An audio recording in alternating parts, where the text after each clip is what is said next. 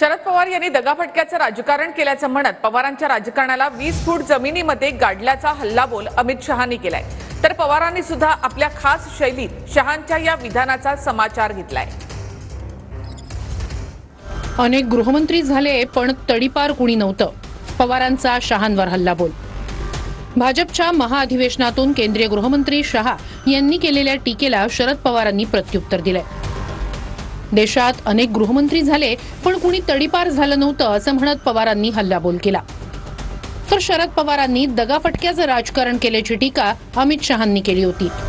महाराष्ट्र की विजय ने 1978 से शरद पवार जी ने जो दगा फटका की राजनीति शुरू की थी उसको 20 फुट जमीन में दफनाने का काम आप लोगों ने किया। राजर्षी सरळके असतील, शिवराजबाई पटेल असतील, अनेकांची नावं सांगता येतील की गुजरातची उत्तम प्रशासन देशाला दिले।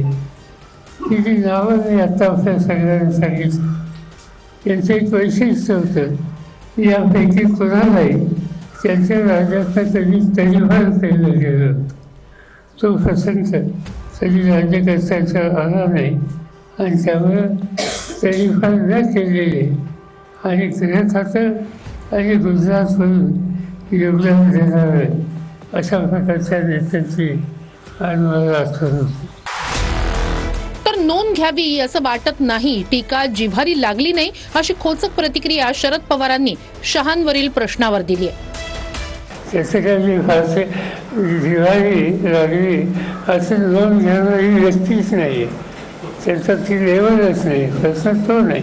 विधानसभेच्या निवडणुकीमध्ये त्यांनी त्यांच्या भाषेने व्यक्तिगत तिथं कोणाला जमीन म्हणत नाही, पण लोकसभेचा निकाल लक्षामध्ये घेऊन त्यांनी अधिक चांगली दिसली ही गोष्ट मान्य केली, मी धैर्य बनवलं। कुठे इंद्राचा ऐरावत आणि कुठे श्याम भट्टाची तट्टाणी असं म्हणत पवारांनी शहांवर टीका केली। उद्धव ठाकरेंनीही दगाफटका केला पण महाराष्ट्राच्या जनतेनं त्यांना धडा शिकवला अशी टीका शहांनी केली होती। दरम्यान गुजरातमध्ये राहू शकत नव्हते तेव्हा शहांनी सहकार्यासाठी बाळासाहेबांचा आसरा घेतला अशी टीका पवारांनी केली आहे। ज्यावेळेला गुजरातमध्ये राहू शकत नव्हते आणि त्याला मुंबईमध्ये आसरा देण्यात आला होता त्यावेळेला बाळासाहेबांच्या घरी जाऊन या संदर्भात सहकार्य करावं अशा प्रकारची विनंती ही त्यांनी केली होती।